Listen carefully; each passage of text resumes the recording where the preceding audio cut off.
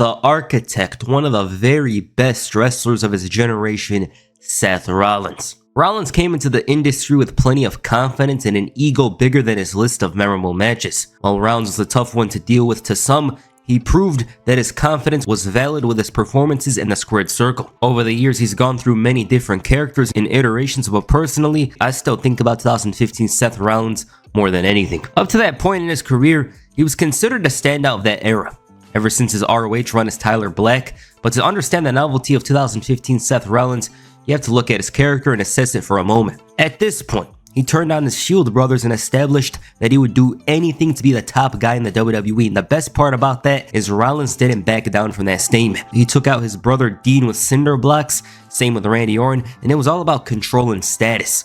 Rollins wanted that more than anything. He stooped his lowest, trying to threaten John Cena by taking out Edge, who had a broken neck. If I was John Cena, I'd be like, who the fuck cares, bro? It's Edge. His character was so good because you knew you were watching a man on the road to success. It was so simple, but he elevated that character, and obviously, it would have been better in a previous era, but he still did good here. Sleazy, dirty, will go to any level just to get a slight advantage. Great character. And this was all the precursor to 2015 Seth Rollins. He was well established when it came to his character and identity. I'd put this version of Seth to go up with just about any of them. The one I think that gives him a real fight in the character department is the Visionary, but I personally feel that his character was incomplete. It could have been more. He'd just come out with so much confidence. The camera would spin around the WWE logo and he was such a good heel. Come on, John! The white attire was super memorable and is a standout Seth Rollins attire for sure, but it wasn't just his character that stood out.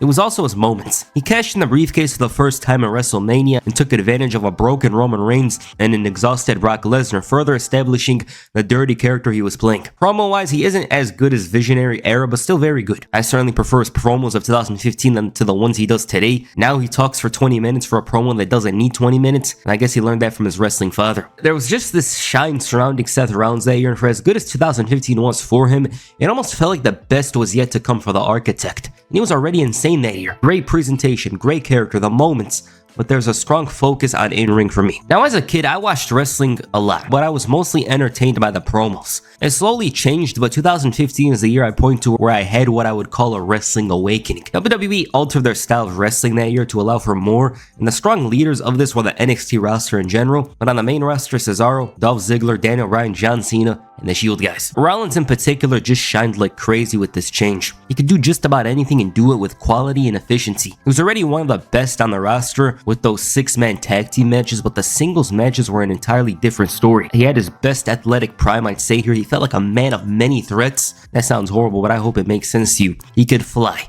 He was very fast, and later on during his run, he was much stronger. Some people consider 2015 Rollins to be a physical prime of his. Some people started calling him CrossFit Jesus. I was very excited for his return in 2016, but I didn't realize that it would never be the same due to the ACL tear. It meant Rollins was more grounded and slower than usual. This is very important to mention. It took me a while to get used to it, and it goes to show the talent of Seth Rollins to adapt after such a dangerous injury, but even then, I still ponder about 2015 Rollins.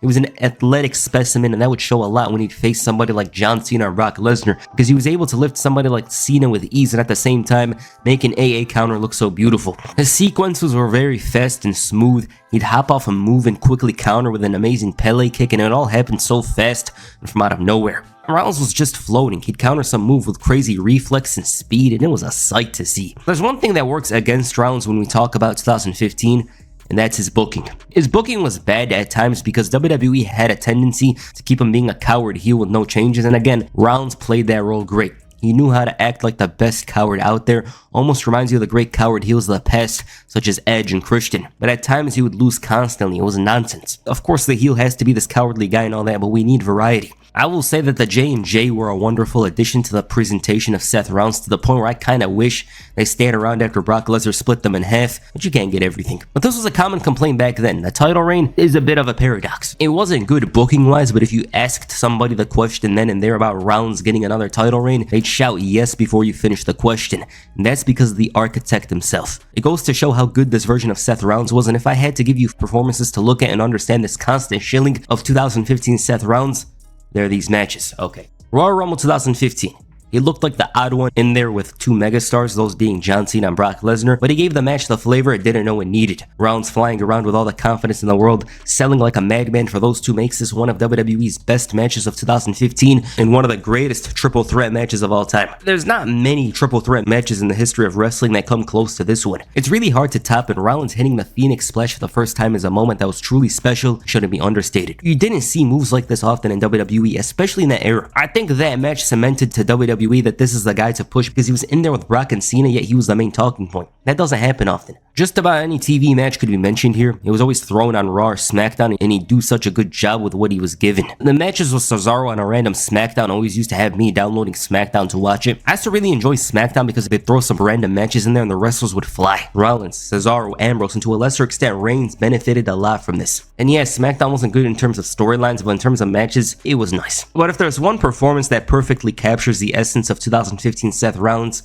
it's SummerSlam in Brooklyn. This was a wonderful night for him and one that I don't think he could ever top because from the entrance, the attire to the action and the result, it was all amazing. He comes out all casually wearing this white version of his attire and he just knew that everyone was gonna love the look. You could see it in his eyes. John Cena's in midst an incredible run that rivals just about any in his career, and then you got a motivated Seth Rollins who believed he was the best. This brings an instant classic. Rollins was one step ahead of Cena throughout the match. Fans were booing the face and cheering Rollins the heel, and he had grown so much as a character and performer that it's hard to boo him because he was that damn good. The counters making Cena look so dumb in the debut of the Falcon Arrow. Right now it's just another move, still a good one, but at the time it looked insane. He just looked like he was dancing his way to success, and I personally believe Rollins thought that there was nobody better than him in the world. The ending of the match was horrible, but it's my favorite WWE match of the 10s. The action was just incredible, but people tend to overlook that because of the silly ending, and Rollins was a double champion. It was a great result. Now I shielded for him, but let's see things from a different perspective. While Rollins of 2015 was incredible, he didn't have the same booking that he had in 2018 and 2022. We tend to remember Rollins more for the vibe and in-ring performances. In a vacuum, the Rollins and Brock feud was very good for it being a simple story of a coward champion coming to terms with the fact that he's gonna have to face a beast. But in general, Rollins' title reign wasn't handled as good as it should have. There was these annoying authority segments during the first half of the run where he had to stand there with them for 20 minutes. Rollins wasn't talking for 20 minutes, of course, like he does today, but it made him look worse seeing as the Authority was old news a year ago and was still running strong in 2015. It wasn't so much him associating with the Authority, but with how they were constantly on TV. This isn't a video on his other versions, but 2018 Rollins was more consistent. He didn't have the same highs, I'd say, like 2015 though. Visionary era had a lot of depth to him, and in terms of characters, you might as well call him the best. However, I have a favorite as it relates to the Architect. It's 2015. The future versions of him are better in certain areas, but 2015 all around is the best. You feel like you were witnessing a legend in the making whenever the brightest lights were on. I love 2018 rounds, 2020, but there's a special charm